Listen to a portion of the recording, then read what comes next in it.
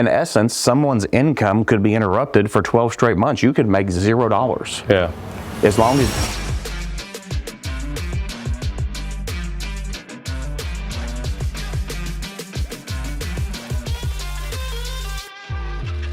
All right, welcome to the Replace Your University podcast. I'm your host, Michael Lush, and alongside me is one of my counterparts, one of my partners in business. His name is Terry Frazier. And Terry, if you could introduce yourself. Yep, I'm Terry Frazier, work at University Lending Group and Bank. We do a lot of the origination for the first lien HELOC product that backs up the strategy for Replace Your Mortgage. Now, we recently, when I say recently, in the last couple of months, the CEO came out with performance of the HELOCs over other products. Yep. So what did he say? You know, our product is performing great. The strategy, fundamentally, when it comes down to it, really just works. And the performance is good, the LTVs are good, the debt ratios are good. It's been a win-win-win product for everybody, and it's been one of the leading performance portfolios or buckets inside the bank for sure. Yeah. And again, you know, Terry was 100% mortgage related several years ago. Yep. Right. So that's kind of, I know it's not how you started. You were a builder and all that stuff, but you got into mortgages and big producer. You know, not somebody that's producing $1 million in volume a month, but multiple millions per month, and was a mortgage guy. And then we connected, about 6 years ago? Yeah. At a different venture, a different bank, and you know, with this new venture, he came along with us to help us lift it and get it off the ground. But, you know, I've always said that it's funny when you talk to mortgage experts and they understand this, because they're going to understand it quicker and faster than the average person who's not in mortgages and understands how they work. Understand numbers, yeah. Yeah. So a mortgage guy is going to, or gal is going to get it faster than the average person is. It's not in the industry. And one of the things I always say is, by and large, once they get it, that's what they're doing with their own personal finances. For sure. And if the experts don't want a mortgage, then why should you want a mortgage? And that's really a lot of what I wanted to talk to you about today, is not only you doing it personally, but you've kind of massively converted your business to more HELOC originations than mortgage originations. He's doing, you know, hundreds of millions of dollars a year in volume on HELOCs. First lien position HELOCs specifically, than mortgages, because, you know, it works. I mean, you know, I believe, I personally do it, so I believe in it. And I mean, I've just seen literally to this point now, thousands of people who have been tremendously successful rolling the strategy out through a HELOC. It's been great. Yeah. What do you say to some of your buddies that are still in the mortgage industry and don't yet know it, or even really haven't dove into it, and like, that's stupid. Why would you ever get something that's a variable rate on a high interest rate? And you know, a lot of my buddies that are in the business that I know personally are customers of ours, because I've sat them down and shown them black and white, and they understand quickly. I mean, it's just math. This comes down, what we do is a math equation. The math says yes or no. Yeah. And, you know, the higher income earners, for the most part, the answer is going to be yes. The math is going to tell us yes. Yeah. I've converted a lot of them, but, you know, they don't offer the product because their bank doesn't offer the product, right? So, you know, we've been really successful in doing that personally, but just when they honestly, anybody who comes and grabs the strategy and understands how it works and the fundamentals of it, it's a no-brainer. Yeah, and I kind of get where they're coming from too. Because what we've said many times is mortgage lenders don't offer HELOCs. They may have a couple channels where they can broker HELOCs, but typically those HELOC channels that are being brokered are not very attractive. But mortgage lenders don't have internal HELOC products. I don't know of any lender out there that has an internal home equity line of credit product. No, and they're selling it off to somebody. And most of the time, if they offer something, it's a second position, little, you know, not an attractive product for the customer. For sure. Right. Yeah. And I know there's one top of mind that's a big mortgage lender that has, we can't say it, but I know who you're talking about. They have a HELOC product, but truth be known is it's not really theirs. It's not theirs. They're brokering from a bank. Correct. And that's why, you know, those type of entities have, you know, prepayment penalties and things, because they're making their money on the origination of the deal. They're doing it just like they're brokering a Fannie Mae or Freddie Mac 30-year mortgage, and they're selling the paper off to somebody. They never serviced it at all. Or mortgage insurance. They're the only ones that I know of that has a mortgage insurance on a home equity line of product. Yeah. All the other banks that we've ever investigated I don't care if you're borrowing 90, 95, or 100% financing, they don't have mortgage insurance. This one does because there's got to be meat on the bone for them to offer. There's got to be profit involved. Yeah, they have to make money. Yeah, and every time someone puts their hand out to touch it, there's money involved to pay that person for sure. Yeah, so I don't blame people who are purely mortgage lenders not offering because they don't have it to offer to begin with. Yeah, and you know they're not going to shoot themselves in the foot either and say, hey, I know you called me because you want a mortgage, but let me tell you about something else that I personally do that there's no way for me to make money on. Sure, no, yeah, it'd be very difficult. They have to put food on their table, right? They have to do their job, and their job is to originate mortgages, right? Right. So Terry, you know, obviously you're at an institution that not only encourages but specializes in home equity lines of credit, and specifically a first lien position home equity line of credit. So a lot of banks out there have first lien position HELOCs, and again, a HELOC is a home equity line of credit, and first lien position means, let's say you have a balance on your mortgage, you're refinancing the entire balance of that mortgage, and maybe even then some, if you want to access some more capital, to a home equity line of credit. What sets you guys apart from any other bank that's out there? Well, we're an actual bank, right? So we don't sell this product to anybody. We're not originating it and giving the paper to somebody else. You're going to become our customer. And what's unique with us is we have a first lien HELOC, just like most every bank does, right? And then we have what's called our Smart Loan HELOC, which is the HELOC specifically built around the replace your university, replace your mortgage strategy. Yeah. And basically, if you pulled out your RYM questionnaire and went all the way down through it, every time your strategy teaches the borrower to go look for a yes from a bank, I'm going to be telling them yes about this product. Why? Because we've specifically built the Smart Lien HELOC strategy around your strategy. Yeah. Because, you know, tit for tat, it's fully automated with the sweep account. It fully encompasses what your strategy shows the customer to do. We've built this loan product around it completely, and it accomplishes it flawlessly, effortlessly, and what's the greatest part about it is it's fully automated. To be honest, when a customer converts to us and we close the first line and we open up their checking account, you know, it is a little annoying to go through and change all your direct deposits and get all your bill payments set up and that's a frustrating process for anybody. I don't care what bank it is. Yeah. But once you're done with that, with us, you can almost sit back and go like this with your banking. You don't have to touch it or do anything anymore because we're so automated, everything happens automatically. All of your bills get paid automatically, all of the money sweeps automatically. You can just simply log in and watch the strategy work. You don't have to do anything. It's like the crock pot commercials. You just set it and... Yeah, set it and forget it. That's right, yes. Same thing, set it and forget it, yes. All right. So you're not talking to clients of ours. Let's say it's the general public, which is what this podcast is. Some of the things you said might have been pretty high level. So like a sweep account. Like what's a sweep account? So the day we open your line of credit, we open you a checking account. And that checking account's no different than any checking account at any banking institution. Well, it actually pays better. Well, yeah. You get checks, debit cards, mobile banking, internet bill pay, mobile check deposit, all the stuff that comes with a checking account. However, a sweep account, it means it does what it says, it sweeps. Meaning every day that checking account balance is automatically reduced to zero. Now, if someone's using traditional banking methods, which is probably what the folks that are watching this are using, meaning you have a mortgage and then you have separate cash accounts where you have checking and savings accounts, those are all separated. Yeah. In that traditional banking method, if you ever logged into your bank and your checking account balance was zero, you would be broke because your available balance and your actual balance on a checking account using traditional banking is relatively the same unless you got something pending to come in or out. But with a sweep account, all the money is automatically moved to your line every day. So every day you log in and look at our checking account, your checking account balance is going to be zero. Yeah. But that's not your available balance with us because your available balance in that checking account is what's ever available on the line of credit directly on a daily basis. So even though your actual balance is zero, your available balance to spend is what's ever available on your line. Now, why do we do that? Because this is a simple interest loan, meaning it's calculated on a daily basis on the actual balance. So the goal here is to have your balance as small as you can, as often as you can. It just leads to less interest being paid to the bank. Right.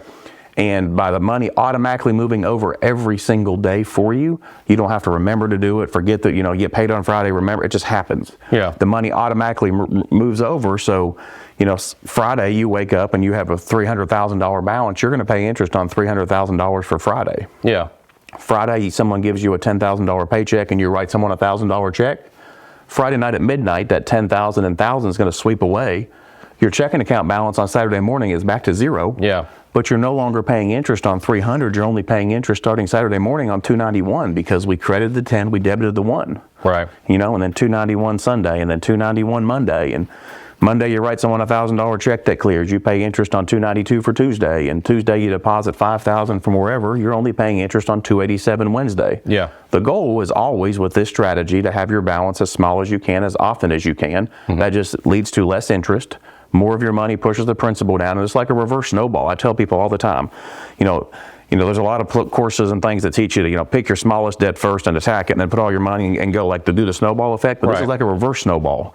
Basically, the faster the more money you get in, and the faster you do it, the more that goes towards principal, and it just goes faster and faster. But we're not paying off miscellaneous bills. We're actually paying your home off. Yeah. At a faster pace, and you don't have to do anything different to do it. Well, you just touched on another point too. It doesn't have to be just the home. Like for instance, if you have equity in there, you could also pay off car loans. Oh, we do it all the time. Other credit cards or personal loans. Student loans is kind of a gray area because the payments are usually so small. And here's a reason why it would be advantageous to use a home equity line of credit to pay off other debt. Let's say it's a car loan, $30,000 car loan, and let's say you got an awesome interest rate on it. And it's $500, right? That's roughly 0%, right? 500. Even if you got 0% on a $30,000 car loan, it's still $500. It's an installment loan, right? So someone would be like, why would I take 0% and roll it into something that's 4, 5, 6%? Because the key is cash flow positivity. Correct. Right? Because if you take that and borrow from the HELOC to pay it off, you no longer have $500 of expenses going out. But you did increase the expense on the HELOC because the balance went up another 30 grand. So let's call it $100, right? Correct. Depending on the interest rate for the HELOC, let's say now your HELOC payment, minimum payment went up $100, but you eliminated a $500 expense. Correct. Yeah, that extra 400 is pushing the principal down, which just makes the snowball go faster. Yeah, exactly. Exactly. So it's not just focusing on just the home. The home could be used to focus on being completely debt-free, not just home free. Correct. Yeah. No. The goal here with the strategy is, and we close these just by the hundreds on a monthly basis, and we're combining people's revolving debt, installment debts into a single debt service, because when you attack that single debt service with more cash flow, the speed in which it goes down is such a tremendous benefit. And then, math will tell us yes or no, and just about every scenario when we run the calculations with and without the car payment, it just says put the car payment with it, because it just shows you how much faster you pay it off. Yeah, you just said that, the math will tell us yes or no. That tells us this is not an objective opinion. This is either facts tell us this is what we should do, which is the math, or it doesn't. And the reason why I bring that up is I'm going to do another video where we've got a hater out there who happens to be a mortgage lender who tried to pick this apart. And I'm going to show where he's completely wrong in some of his assumptions and whatnot. And we aren't, this isn't something like it's our opinion that this is what you should do. The math is fully vetted. And this isn't like something that we started yesterday. This was done 9 years ago, and 8,000 clients later, we see the results and testimonials on a daily basis. Oh, I hear it on a daily basis, even from customers that I've started. They've sent me an email. Yeah. I've paid my house off and I bought 2 rental properties, and it's just, I constantly get good, great, positive feedback from the customers. Not only just saying it worked, but thanking me. Because honestly, the math says do this or not, but in essence, this changes someone's financial life for sure. Yeah. Without a doubt. Well, let's talk about the flip side then. Like during COVID, I know a lot of my buddies during COVID, originations went down a little bit. Although interest rates went down, it eventually picked back up because interest rates were so low. Sure. It was making hay, right? Yep. But let's talk about it from the customer standpoint. During COVID, some folks are getting furloughed. You can't go into the office, so income is getting slashed. Yep. How is this better than having a mortgage during some times like that? And I know we like to talk about times of thriving. Yeah. But when you need to survive, How is this different, or is it the same? Well, life ain't always the rose patch, right? You got the thorns inside of it. But so here's the thing. Nobody with a first lien HELOC that had access to equity panicked when COVID happened. Because one of the tremendous benefits of this is the liquidity of the product. It takes an investment property, a second home, a primary residence. It takes a real property, which is, for the most part, people's biggest investment, right? Their real property is their biggest investment. Right. It takes that and provides some liquidity to it. And that's not accessible in most every other case, right? So nobody that had access to equity panicked when COVID happened because they had access to the equity. In essence, someone's income could be interrupted for 12 straight months. You could make $0. Yeah. As long as the equity's there in your portfolio, you have the ability to service the debt monthly, and you still have the ability to do your gas, food, fun, and life like normal, right? You don't have to have a panic. And I'll tell you, not only COVID, but just self-employed people in general, or people with variable incomes, this is an incredible product for them because it gives them access to equity to self-sustain themselves through an income dip. Because what happens is if you're self-employed or commission-based or whatever, your income isn't like this. It's like this, right? And all you have to do is have 4 or 5 bad months in a row, and COVID's like an amplified example of that, but you have to have 4 or 5 bad income months in a row, your cash reserves start to get low, then nerves set in, right? It's natural to be nervous. I have a wife and 2 kids and a house and obligations, and my cash reserves are getting low. Then you start to panic. This product gives you the ability to get rid of the panic. Meaning you can self-sustain yourself through that income dip. As long as you know in the big scheme of things the money's going to come back, all it does is put a minor delay on the payoff schedule, or the payoff, or what you're scheduled to pay it off. It just slows it down by a little bit, because if our calculator tells you you're going to pay this thing off in 93 months, and 4 years in, you get hurt or get sick, go on strike, get laid off, COVID, whatever, and you don't make any income for 12 months, well, at 93 months, you're not paid off. That extra 12 months has to come in. Now we've stretched it to 105. You're going to accumulate a few months of interest, but you didn't lose everything you owned. So, the liquidity part of it and the give you the chance to sleep at night factor is an awesome benefit of this. So vice versa, if I had a mortgage, and I know that they had, the program that they rolled out during this where it was deferred, right? Which I thought was going to be a huge disaster, because it was kicking the can down the road, because a lot of those programs was like, okay, you don't have to make a payment for the next 4 months. But in month 4, you got to make it in all one lump sum. Correct. And then, and if you didn't, you're now 4 months behind. And then you couldn't refinance. A lot of mortgage companies wouldn't even allow you to refinance out of it, because you had a portion of your loan that wasn't paid. So you actually weren't current on your mortgage, right? Because you had some kind of set aside. And it just turned into a difficult thing for a lot of people. When it feels good, right? Someone stepping in going to allow you don't have to make your payment because we say you don't have to make it. But there's always a issue with the benefit, right? And the issue with the benefit is when it was time to repay, it was, where's my money? Yes. And then if you didn't, are you now technically 4 months behind, which is start a foreclosure? They weren't starting foreclosure processes, but what they were doing is most every lender in the Fannie Freddie backed mortgages weren't allowing somebody to refinance if they had that set aside. They had to make the mortgage current before they could refinance. Which is the same as making the payment, but now you just got to do it all at once. But do they now have missed payments on their credit report? No, they didn't actually report them as late. No, unless I'm talking about during the repayment period, though. Like, let's say you got a $1,000 mortgage payment, right? And you go 4 months without making it. Well, during that time, if you're saying, I want to take you up on this program because I'm suffering and I don't have the $1,000 a month to pay you. But come 4 months from now, I got to pay you $4,000.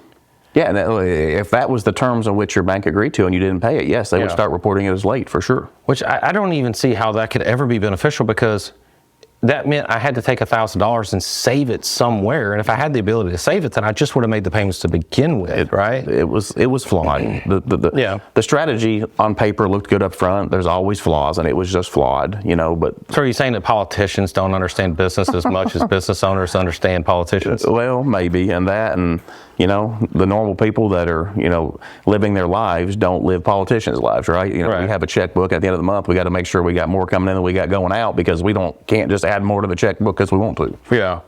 Now, on your product though, what if I didn't want to? Because you alluded to it, like if you have times where you're trying to survive, and I can't even make the minimum payment, but I've got access on my line. How does your product work? Do I have to do something manual to make that payment, or? We're actually so automated, like I mentioned earlier, you don't have to do anything at all. What happens is on the first of every month, we generate a statement, and we mail you the statement. And what it does is it shows you what your balances were throughout the previous month and what your minimum interest due is. Mm-hmm. In essence, if you're utilizing your strategy, your money is already with us, so what are you going to do, write us our own check? So we just do it for you. Okay. And what I mean by that is as long as you have available equity on your line, on the 15th when your payment is due, it just clicks on the line for you. Okay. So you don't actually physically even make the payment. When the money comes into the sweep account, it sweeps over automatically, and when the payment's due, it pays itself. It's an all-encompassing automated strategy. You literally can, once you spend a little bit of time setting it up on the front end, you can crockpot it, I guess, Right. Set it and forget it. You don't have to do anything. It's all automatic. Okay. Now, we also don't want to paint a picture that this makes sense for everybody either. Nope. Because there's a lot of people that it doesn't make sense for. Yep. So who would they be? The guy who lives completely paycheck to paycheck, that's robbing Peter to pay Paul, this strategy is not going to work for them, right? Yeah. This is about being cash flow positive. But the people that make more than they spend, traditionally and generally, the math is going to lead us down the path of saying, yes, this makes sense, because we have a calculator built that can tell you, with this much money in, this much money out, talking about what you earn, and this is after 401ks are invested and IRA. We don't want you to stop your investing. Right. The goal here is we can show you that you can live the life the way that you currently live it, apply your finances differently, and use it and borrow differently, and achieve a way better payoff scenario for your family. And we're not telling you to eat hot dogs and macaroni and cheese to pay off your house faster. We're trying to show you that you can do it by borrowing differently. You can have a significantly better result. Yeah. So what would you say to the mortgage haters out there? They're like, well, I'll just pay extra on my mortgage and get the same results. What are the downsides to that? Well, what I would tell them is the day you close a mortgage, and you know what, a mortgage, here's the thing. From a net worth standpoint, a 30-year mortgage, the guy who lives paycheck to paycheck has got to buy a property. That's his only access, right? That's what he needs to do. Yeah. Because you still have net worth gain in a 30-year mortgage, right? Because you should have property appreciation, meaning your property should be worth a little more next month than it is this month. And monthly, if you look at a mortgage statement, a part of that payment's principal and part of it's interest. The principal's without a doubt deducted from what you owe. So it's your property's worth a little more, you owe a little less, you had a net worth gain, right? Yeah. For some people, that is their only path to own a home, and they should do it. Right. However, anything's better than renting. Anything's better than renting, right? Anything's better than renting. But the main thing, and the thing that people need to understand is the people that don't live paycheck to paycheck, the ability to pay it off through the acceleration of attacking your cash flow to your balance. It is just so tremendous what happens. And it's just a simple math equation. We punch it in, and you're going to look at the calculator, and you're like, I get it all the time. Well, that's too good to be true. There's no way that I can pay my house off in 87 months. I mean, I have that conversation on a daily basis with people, and I just tell people 1 + 1 = 2 and 2 - 1 = 1. There's not like a special formula here. We start with the balance, we subtract your income in, we service the interest, which means we take it out, we take out your expenses, and it leaves us a new balance. And it's a simple math equation that pushes them to zero, and they can just see it. Right. Yeah, to those that are saying, all right, well, I'll just take a low fixed rate mortgage, and I'll just dump all my additional cash flow towards it. And what the math will kick out is actually a faster timeline. But there's some issues with that. But it's the access, right? It's the access to the equity. How many people have actually done that? Here's the thing. You when you sit down and the first day you close that 30-year mortgage, the day you close, you're given an amortization schedule. And that shows you how much is principal and how much is interest, month 1, month 2, and it goes all the way through 360. It's 7 or 8 pages deep, depending on how big the print is on your closing package. Yeah. But you know what everyone does when they sign their paperwork? Initial. They don't even look at that, right? Right. Because what's everyone most concerned about? Interest rate. Well, but the monthly payment. Oh, yeah. When you're closing, what's the monthly payment? They're establishing their monthly budget, right? So once they have their monthly budget established, that's all they're concerned about. They don't pay attention to what actually happens in the split. And what that means is the banks, we collect such a significant portion of our money on the front end of a 30-year mortgage. Without a doubt, hands down, the 30-year mortgage is the most profitable thing we do as a bank because we collect almost all our money in the first 7 years, right? Yeah. And basically, 98% of 30-year mortgages don't get to the month 84. Yeah. So people are constantly stuck in that front end. And they're not, that doesn't mean that people are paying their house off in 84 months. That means rates got better, they refinanced, they sold their house, bought a new one, put a pool in, sent a kid to college, they had some life expense, they had to grab cash out. every time you reenact the mortgage process, if you're 6 years in and you reenact the mortgage process, you don't start at the amortization schedule back at the 6-year mark. Right. You start back at month 1. Yeah. So even if your rates, people don't realize this too, and they do it a lot. Like if you're at a 4% mortgage and you're at month, 92, you're in the way and not the norm anyway, because you've gotten past 84. But even if you can refinance and go to 2.75, it probably doesn't make mathematical sense, because the amount of interest you're going to be paying starting the amortization schedule over at 2.75 doesn't make sense. Yeah. You were better off to stay where you were. And everyone, the banking institutions as a whole, have spent millions and millions of dollars training people to focus only on the interest rate, Right. when in fact that's the least important part of the equation. Time and balance are significantly more important than the rate you pay for money. It just is. Yeah. And when you get down to the nuts and bolts of the math, but those people that say, I'm going to pay an extra $1,000 a month towards my mortgage, here's what I would encourage you to do. Pay that extra $1,000 every year for 12 months. And then when you get to month 13, open up your mortgage statement and look and see what the interest due is. You know what it's going to say? That exact number you were given the day of closing on that schedule. Just because you paid an extra $1,000 a month doesn't actually change the amortized interest in which you're paying. Right. You have the ability to do that, but you have to make a 10% principal reduction at one time, and you have to pay a fee to the bank, and it's called recasting. Yeah. And you're allowed to recast a 30-year mortgage up to 2 times. And those, if you're going to stay in that environment and you have a run across money and you're not, and the strategy doesn't work for you, it makes sense to recast for sure. But nobody else should ever give a mortgage company any money in advance above and beyond their principal. Yes, you sleep better at night, and yes, you'll pay the house. You owe less, so it's going to make you pay it off faster. But what most people don't realize is it has zero financial benefit to you as the borrower, because your monthly interest doesn't change because your interest hasn't recast. Right. All you've done is prepay a principal portion. Oh. You're not changing that interest portion. Right. Unless you're doing the recasting. So you touched on it a minute ago. One of the biggest benefits is liquidity. Yeah. So for some of the mortgage geeks out there, it says, well, if I were to put this much extra towards my mortgage at a lower rate, well, then I can compete with a home equity line of credit. But the problem is that when life happens, they don't have access to any of their capital anymore. It's trapped in the bank's treasure chest. In essence, somebody could enact this strategy with a 30-year mortgage and just dump all their money in. But nobody can put all their money in their mortgage, because when you put your check in the mail to your mortgage servicer, it is a one-way street. Right. Meaning it goes in and never comes back out. Yeah. Right? So all that does is feed the bank. Yeah. You're just giving them money in advance. And yes, you owe less, and yes, you'll pay the house off faster simply because you owe less. But you can't physically do it because you have zero access to your money, because if you want to get it at that point in time, what do you have to do? You have to go refinance, or you have to borrow against it. Right. Well, where does that put you on the amortization schedule? Right back to square one, which is the worst possible month on your amortization schedule. Yeah. Right? Your rate of interest, not your interest rate, because those are two different things. Yep. You have an interest rate and you have a rate of interest. And when you look at what portion you're paying monthly for your money on the front end of a mortgage, it is astronomical compared to your interest rate. And your rate of interest is so high on the front end, you've got to get out of being stuck in that front end part of your mortgage. Where would a consumer find what their rate of interest is? So it's easy. You can actually figure it yourself. So just simply take your statement, and it's going to say your interest rate is, if you have a 4%, this is I know this math for sure. If you have a 4% mortgage, in the first 84 months, the consumer, they have a certain amount of principal, a certain amount of interest goes to their payment each month. In the first 84 months, if you have a 4% 30-year fixed mortgage, 65.23% of what you pay is interest. So your effective rate of interest is not 4%. 65.23% of what you paid went to the bank. So that's on the last page of the loan estimate.